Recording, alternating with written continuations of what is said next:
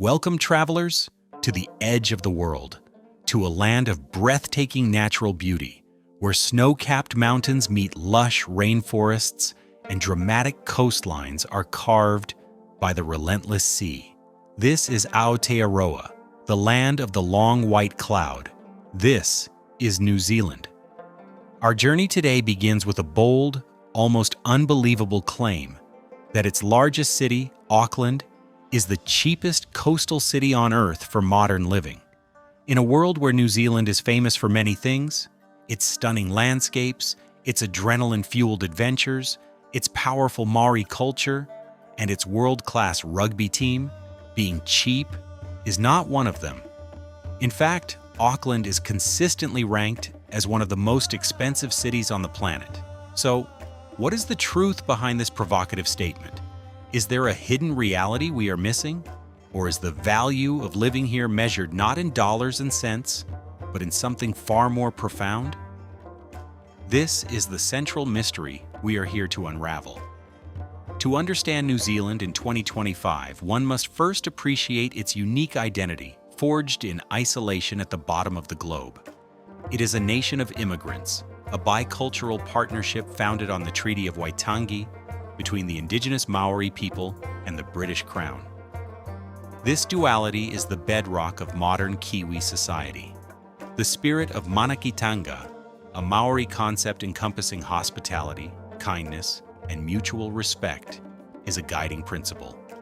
It is a culture that values community, a fair go for all, and a deep, almost spiritual connection to the land, or wenua. This connection to nature is everything. New Zealanders, or Kiwis, as they are affectionately known, live their lives outdoors. The country is a vast natural playground, and the lifestyle is built around enjoying it. From hiking its great walks and skiing its pristine slopes, to sailing its sparkling harbors and surfing its rugged beaches, the outdoors is not just a place for recreation, it is the heart of the national identity. In this documentary, we will immerse ourselves in this unique way of life, starting in the city of sails, Auckland. We will explore the daily rhythm of this sprawling, multicultural metropolis, set upon a narrow isthmus between two magnificent harbors. We will investigate the real cost of living, breaking down the prices of housing, food, and transport to understand the financial reality of life here. We will journey beyond the city to discover stunning island getaways, black sand beaches, and ancient kauri forests. We will experience the vibrant traditions of the Maori people, taste the fresh flavors of Kiwi cuisine, and understand the laid-back, egalitarian lifestyle that defines the nation. Join us as we challenge a surprising claim and, in doing so, uncover a deeper truth. Prepare to see New Zealand not through the lens of a budget, but through the value of its experiences.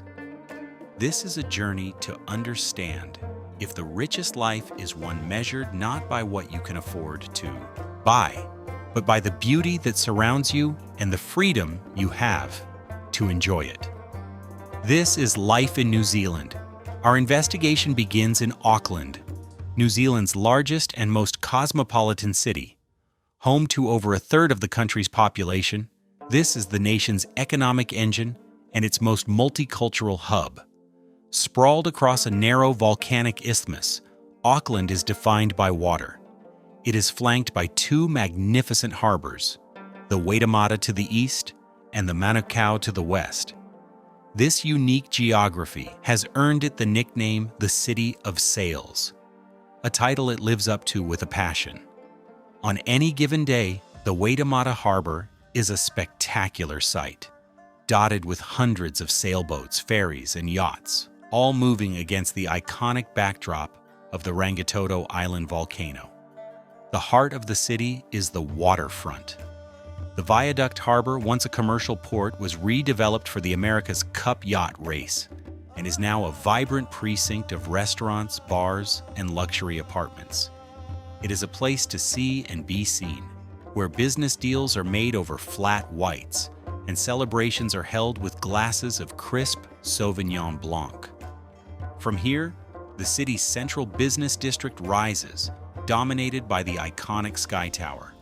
At 328 meters, it is the tallest freestanding structure in the Southern Hemisphere, offering breathtaking 360-degree views that stretch from coast to coast. For thrill seekers, it also offers the chance to walk its narrow outdoor platform or even base jump from its heights. Daily life in Auckland is a blend of urban energy and a surprisingly relaxed coastal vibe. The lifestyle is inextricably linked to the outdoors. The city boasts an incredible number of beaches, from the wild black sand surf beaches of the west coast, like Piha and Muriwai, to the calm golden sand bays of the North Shore. For Aucklanders, a trip to the beach is not a special occasion. It is a regular part of life. After work or on the weekend, it is common for people to head to the coast for a swim, a surf, or a barbecue with friends and family. The city is also dotted with dozens of volcanic cones, or maunga, like Mount Eden and One Tree Hill. These are not just geographical features, they are sacred sites for Maori and beloved public parks for all. To walk to the summit of Mount Eden is a daily ritual for many, offering a moment of exercise and a stunning panoramic view of the entire sprawling metropolis. But this idyllic lifestyle comes at a very high price, and it is here that our central claim of Auckland being the cheapest coastal city immediately collides with reality. The single biggest challenge for anyone living in Auckland is the cost of housing. The property market is notoriously expensive, with the average house price being one of the highest in the world relative to average incomes. For many young Kiwis, the dream of owning a home in their largest city has become increasingly difficult, if not impossible. The rental market is equally challenging, with high demand and steep prices, particularly in desirable central suburbs like Ponsonby, with its trendy boutiques and historic villas, or along the waterfront. This high cost extends to everyday life. A trip to the supermarket can be a shock for newcomers. Groceries, particularly imported goods, are expensive. The cost of a simple lunch at a downtown cafe, a pint of craft beer, or a flat white coffee is comparable to, or even exceeds, prices in major global cities like London or New York. Petrol prices are high, and while the city has a public transport network of buses, trains, and ferries, owning a car is often a necessity in this sprawling city, adding another significant expense. So why do people choose to live here, and how do they manage? The answer lies in a different kind of value calculation. Aucklanders may pay a premium for housing and goods, but what they get in return is unparalleled access to nature. The cost is offset by the free amenities that the environment provides. The weekend is not spent on expensive shopping sprees, but on hiking in the Waitakere Ranges, kayaking to a nearby island, or simply enjoying a picnic on the beach. The lifestyle prioritizes experiences over material possessions. Furthermore, the work-life balance is a key part of the culture. While Auckland is the country's commercial hub, the Kiwi attitude towards work is generally more relaxed than in many other high-powered cities. There is an understanding that life exists outside the office. It is a society that values time spent with family, time spent in nature, and time spent on personal well-being. Therefore, the claim of Auckland being the cheapest city is, in financial terms, a complete myth. It is, in fact, a very expensive place to live. However, if you redefine cost and value, a different picture emerges. The price of admission is high, but the product is a unique lifestyle where a world-class natural playground is your backyard. The people who thrive here are those who understand this trade-off, who are willing to pay the financial price for the priceless reward of living in the city of sails. To understand the soul of New Zealand, one must look beyond the cities and into the core values that shape the Kiwi identity. It is a way of life defined by a unique blend of Maori and European heritage, a deep and abiding connection to the natural world, and a fiercely egalitarian spirit. This is a culture that values authenticity over pretense, community over individualism, and a good work-life balance over the relentless pursuit of wealth. At the very heart of this cultural identity is the Maori concept of mana ki tenga. While it is often translated simply as hospitality, its meaning is far deeper. It is a principle that encompasses kindness, generosity, support, and mutual respect. It is about uplifting the mana, or the spiritual power and prestige, of others. This principle, while originating in Maori culture, has been broadly embraced and is a cornerstone of the national character. It manifests in the genuine warmth and friendliness that visitors often encounter, the willingness of strangers to help each other out, and a fundamental belief in treating everyone with dignity. It is a culture where you are judged not by your wealth or status, but by your character and how you treat others. This sense of community is closely linked to the Kiwi ideal of egalitarianism. New Zealand prides itself on being a classless society, where everyone deserves a fair go. There is a general disdain for arrogance and a deep-seated suspicion of authority. This is the land of tall poppy syndrome, where individuals who become too boastful or appear to place themselves above others are quickly cut down to size. Humility, modesty, and a down-to-earth attitude are highly valued traits. This is reflected in the casual and informal nature of social interactions. It is a first-name basis culture, where even the Prime Minister is often referred to by their first name. This informality creates a relaxed and approachable social environment. However, the most dominant and defining feature of the Kiwi way of life is the profound connection to the great outdoors. New Zealand is a long, narrow country with a relatively small population and a vast, spectacular natural landscape. For Kiwis, the environment is not just a backdrop, it is the main stage. The national identity is inextricably linked to the mountains, the forests, the rivers, and the sea. This relationship with nature, or wenua in Maori, is almost spiritual. It is a source of identity, recreation, and well-being. The lifestyle is built around enjoying this natural playground. The weekend is a sacred time for outdoor pursuits. In the summer, this means heading to the beach for a swim, a surf, or a day of fishing. Boating is a national obsession, and the country's harbors and coastlines are filled with vessels of all shapes and sizes. The classic Kiwi holiday is a trip to the botch, pronounced batch, a modest, often rustic, holiday home by the sea, where life is simple and focused on family and nature. In the winter, the focus shifts to the mountains. The Southern Alps on the South Island offer world-class skiing and snowboarding. Hiking, or tramping, as it is known in New Zealand, is a year-round passion. The country is crisscrossed by an extensive network of hiking trails, including the 9 Great Walks, which are multi-day treks through some of the most stunning scenery on Earth, from the coastal paradise of the Abel Tasman Track to the volcanic alpine landscape of the Tongariro Northern Circuit. This outdoor culture fosters a spirit of self-reliance and a do-it-yourself (DIY) attitude.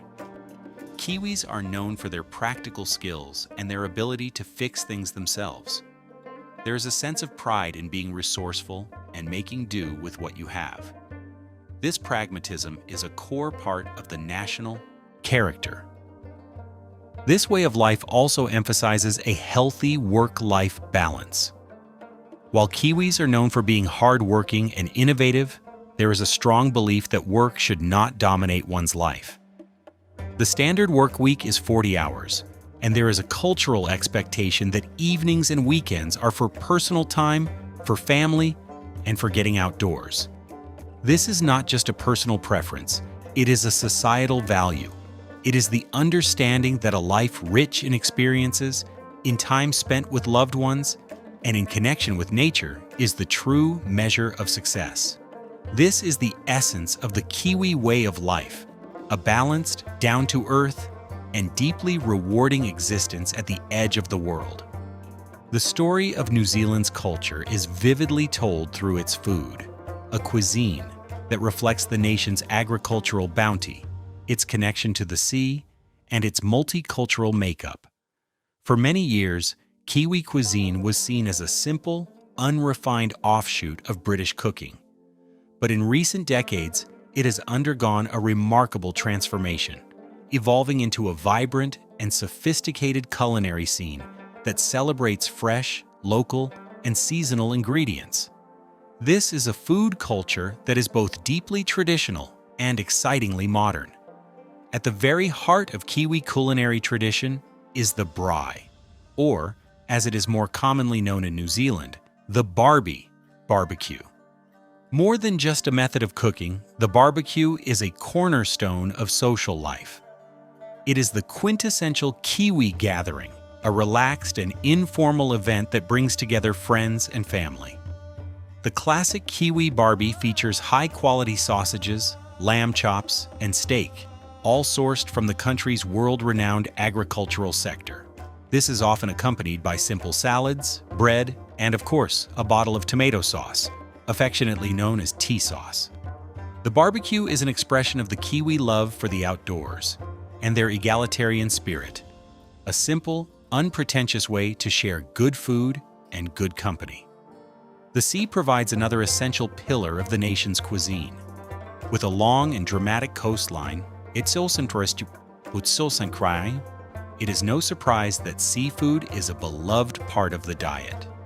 Fish and chips is a national institution, a humble and delicious meal that is best enjoyed eaten straight from the paper wrapping at a beach. The fish is typically fresh snapper, tarakihi, or hoki, coated in a crispy batter. Green-lipped mussels, a species unique to New Zealand, are another delicacy, famous for their large size and distinct flavor. They are often steamed with garlic and white wine. Crayfish, or rock lobster, is a more luxurious treat, a symbol of a classic Kiwi summer holiday. While the British roots of the cuisine are still evident, particularly in the love for meat pies and roasted lamb, the modern Kiwi culinary scene is a fusion of global influences. The Pacific Rim style of cooking is prominent, blending fresh, local ingredients with Asian flavors and techniques. You will find dishes that incorporate lemongrass, coriander, chili, and coconut cream, reflecting the country's proximity to Asia and the Pacific Islands. The cafe culture is also world-class. New Zealand claims to have invented the flat white, and its cities are filled with independent cafes serving expertly crafted coffee alongside innovative brunch dishes, from smashed avocado on sourdough to creative variations of Eggs Benedict. No discussion of Kiwi cuisine would be complete without mentioning its desserts. The pavlova is a source of fierce national pride and a friendly rivalry with Australia, with both countries claiming to have invented it. This meringue-based dessert, with a crisp crust and a soft, marshmallow-like interior, is typically topped with whipped cream and fresh fruit such as kiwi fruit and strawberries. Another beloved sweet treat is the Hokey Pokey ice cream, a creamy vanilla ice cream with small, crunchy lumps of honeycomb toffee. A unique and deeply significant culinary tradition is the Maori hang.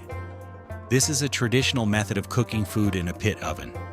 A pit is dug in the ground, hot rocks are placed at the bottom, and baskets of food, typically chicken, pork, and root vegetables like kumara, sweet potato, are placed on top. The pit is then covered with wet cloths and earth and left to steam for several hours.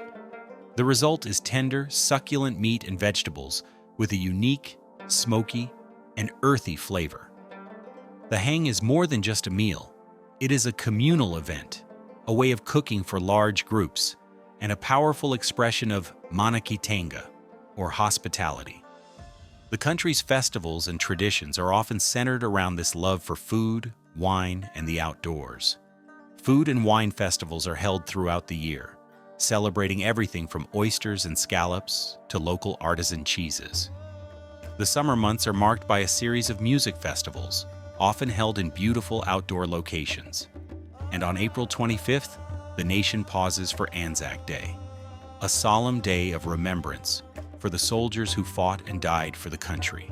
It is a day of dawn services, parades, and a quiet reflection on the nation's history and identity. From the sizzle of a summer barbecue to the sacred steam of a hang, the food and traditions of New Zealand offer a delicious and authentic taste of the Kiwi way of life. It is impossible to understand the soul of New Zealand without understanding the culture of its indigenous people, the Maori, the Tangata Wenua, or people of the land. Maori have a rich and profound heritage that is not a relic of the past, but a vibrant, living, and integral part of modern New Zealand's identity. From the language spoken in Parliament to the powerful haka performed on the rugby field, Maori culture is woven into the very fabric of the nation. The story of Maori begins with the Great Migration. According to oral traditions, the ancestors of Maori were Polynesian navigators who journeyed across the vast Pacific Ocean in large double-hulled canoes, or waka, arriving in Aotearoa, New Zealand, around 800 years ago. They brought with them a sophisticated culture, a deep spiritual connection to the natural world, and a complex social structure based on iwi, tribes, hapu, sub-tribes, and wanao, extended families. Central to the Maori worldview is the concept of waka papa, which means genealogy. Waka papa is not just a family tree. It is a fundamental principle that connects all things. It links people to their ancestors, to their land, and to the entire natural world. This belief fosters a deep sense of belonging and a profound respect for the environment. The land, or wenua, is not seen as a commodity to be owned, but as a turangawaiwe, a place to stand, a foundation of identity. Mountains, rivers, and lakes are not just geographical features, they are ancestors, imbued with spiritual power, or mana.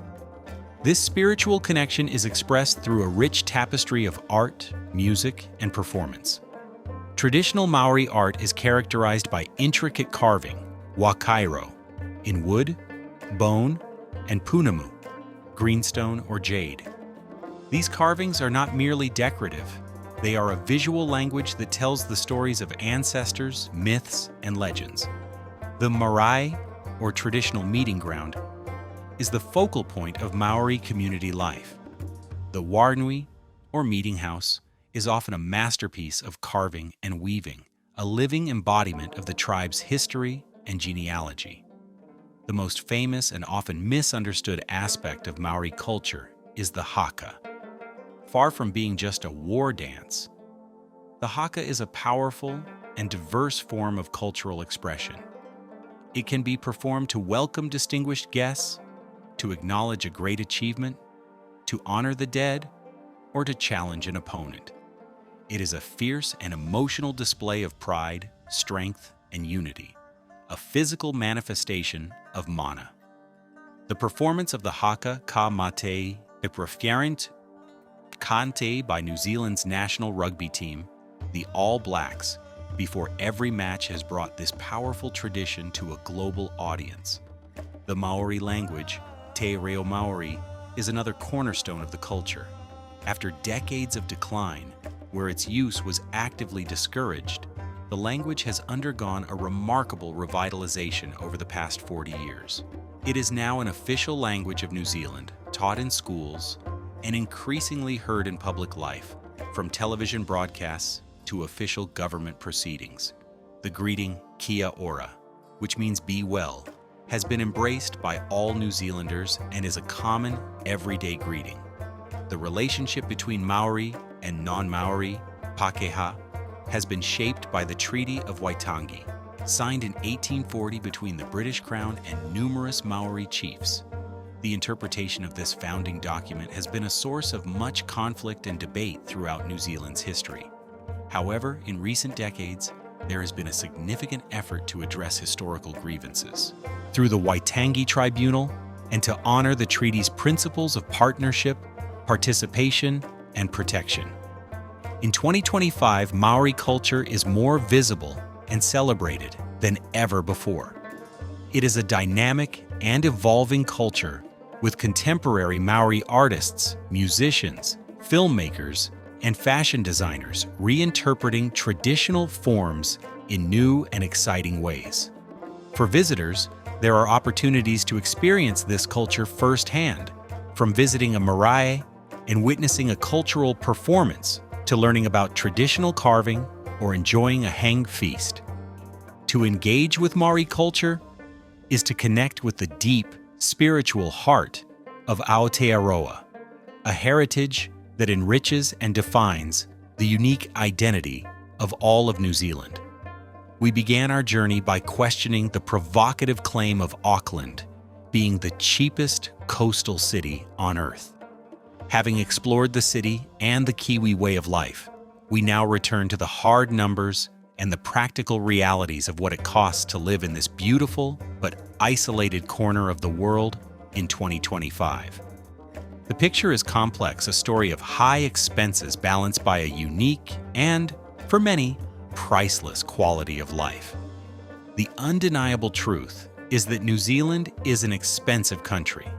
The tyranny of distance is a phrase often used to describe its geographical isolation, and this has a direct impact on the cost of goods.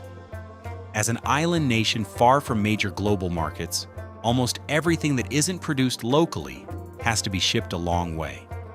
This makes a wide range of consumer goods, from electronics and clothing to cars and petrol, significantly more expensive than in many other developed countries. This is a fundamental economic reality that affects everyone. The most significant financial pressure for most Kiwis is the cost of housing. As we saw in Auckland, property prices are exceptionally high relative to incomes, creating a major barrier to home ownership for a whole generation. This issue is not confined to Auckland. Other desirable centers like Wellington, Tauranga, and Queenstown also face severe housing affordability challenges. The rental market is equally strained, with high demand and low vacancy rates pushing up weekly rents. This means a large portion of the average person's income is dedicated simply to keeping a roof over their head. The weekly grocery bill is another area where the high cost of living is keenly felt.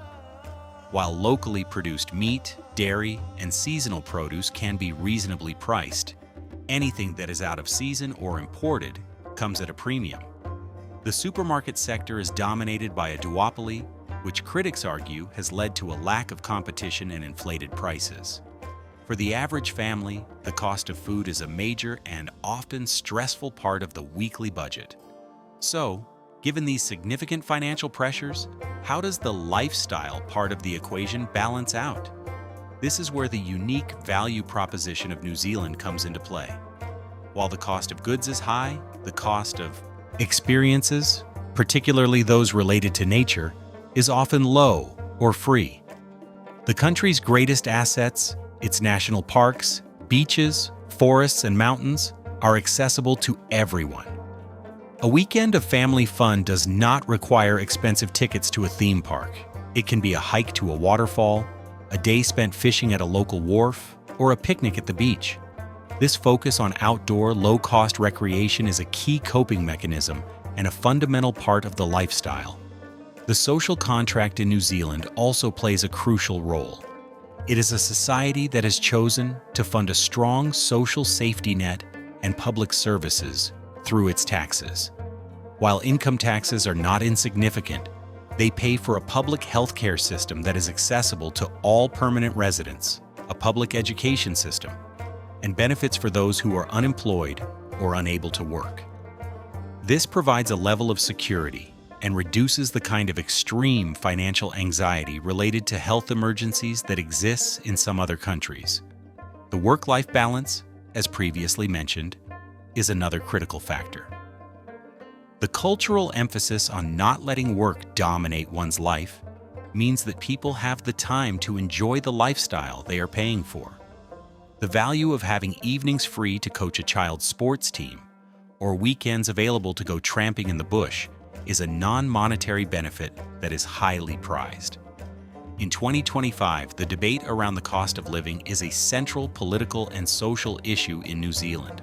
The country is grappling with how to solve its housing crisis, how to increase competition in its key sectors, and how to raise wages to keep pace with expenses. But for the people who choose to live here, the calculation is clear. They are willing to accept the high financial cost because they place an even higher value on safety, community, a healthy work-life balance, and above all, unparalleled access to one of the most beautiful natural environments on Earth.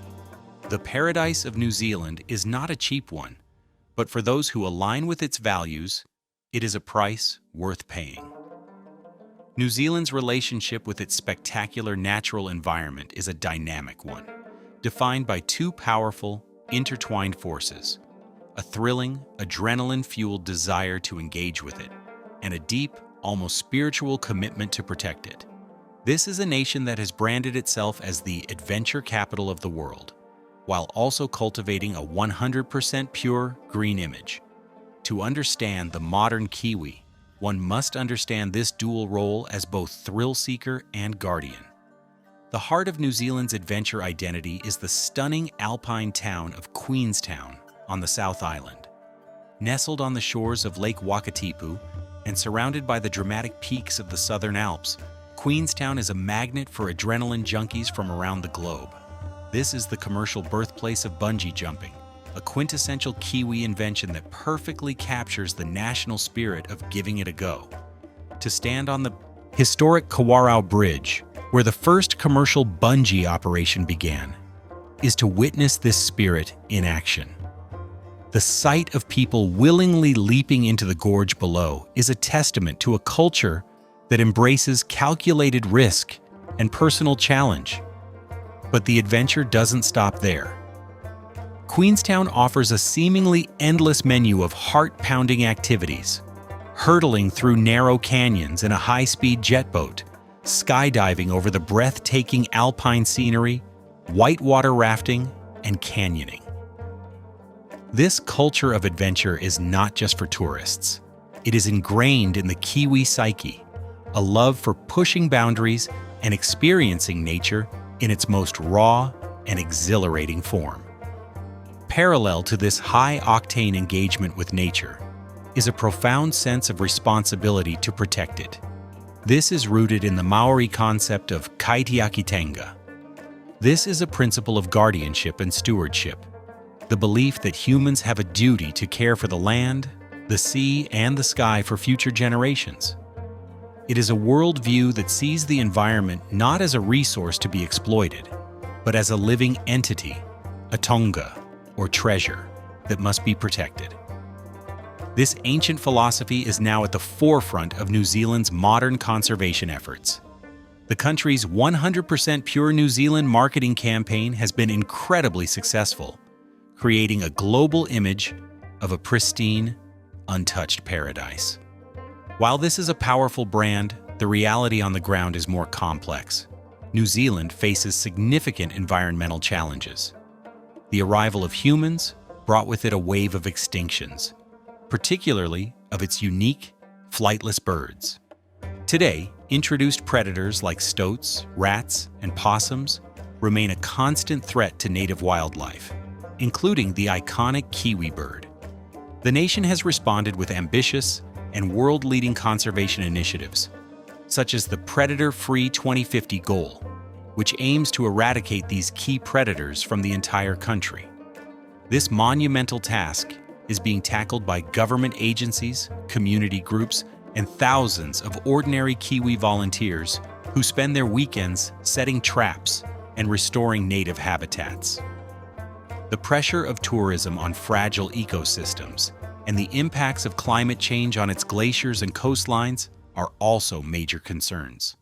The country is in a constant process of balancing the economic benefits of tourism with the need to preserve the very beauty that draws visitors in the first place. there is a growing emphasis on sustainable and regenerative tourism, encouraging visitors to not just see the country, but to leave it in a better state than they found it. This dual identity, as the adventurer who leaps from a bridge and the guardian who protects the river below, is not a contradiction. It is two sides of the same coin. It is born from a deep love and respect for the Wenua, the land. It is the understanding that to be able to enjoy the thrill of nature, one must first ensure its survival. This dynamic relationship between adventure and guardianship is a defining feature of the modern New Zealand identity, a nation of people who play hard in their natural playground and work even harder to protect it. As our journey through Aotearoa, the land of the long white cloud, comes to an end, we are left to confront the provocative claim that brought us here. Is Auckland the cheapest coastal city on Earth for modern living? The answer, in purely financial terms, is an unequivocal no. The data is clear, and the experience of everyday Kiwis confirms it. New Zealand is, by most global standards, a very expensive place to live. The cost of housing, groceries, and consumer goods presents a significant and constant pressure. But to end the story, there would be to miss the entire point. Our investigation has revealed that the value of living in New Zealand is not measured on a balance sheet. It is a country that forces you to reconsider the very definition of wealth. Is wealth the accumulation of material possessions, or is it the richness of your daily experiences? Is a low cost of living the ultimate goal, or is it a high quality of life? The true richness of New Zealand is found in the golden light of a summer evening at a quiet beach, in the profound silence of a native forest, and in the majestic, snow-capped peaks of the Southern Alps. It is in the genuine warmth of a kia ora from a stranger, a greeting that embodies the spirit of Manakitanga. It is in the fierce pride of a haka, a performance that connects the present to a deep and powerful ancestral past. It is in the thrill of leaping from a bridge in the adventure capital of the world, and in the quiet satisfaction of protecting the land as a kaitiaki, a guardian. The high cost of living is the price of admission to this paradise. It is the trade-off for living in a safe, stable, and egalitarian society that prioritizes community and a healthy work-life balance. It is the cost of isolation, but that isolation is also what has preserved the country's unique character and breathtaking beauty. The people who thrive here have made a conscious choice. They have chosen time over money, experiences over possessions, and well-being over wealth. So, while New Zealand may not be the cheapest country on Earth, it offers a lifestyle that is in many ways priceless. It teaches a powerful lesson that the most beautiful things in life, a stunning sunset, a walk in the forest, a swim in the ocean, time spent with loved ones, are often free. The deal of living in New Zealand is not a financial one. It is a deal you make with yourself, to accept the high cost in exchange for a life that is truly, deeply, and beautifully lived.